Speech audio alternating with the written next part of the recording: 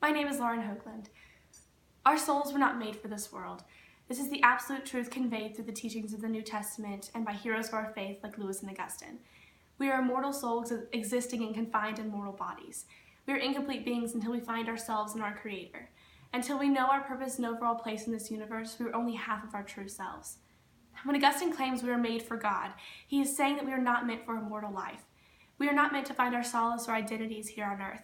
This, however, is exactly the issue facing many Christians, if not all Christians today. Am I an artist? Am I an athlete, a musician, a writer, an actress? The list goes on.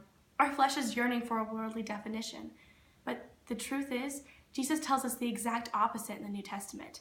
We will be jeered by the inhabitants of this world because we choose to define ourselves without this world. We find solace and rest in our own houses, with our own families and our own beds. The truth can be said of our souls.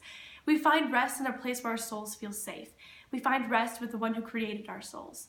When we find rest in God, we are restoring pieces of our souls to their true place. We are completing the broken pieces that have been lost due to the fall.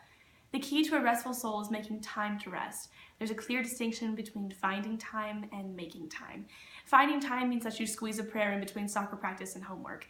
Making time means that you prioritized your rest and made an effort to find your rest in a soul-safe environment. The benefit of a school like Baylor lies in the fact that the campus community is one dedicated to not only intellectual growth, but also spiritual growth and renewal. A community like this will allow for emphasis on making time for a soulful rest.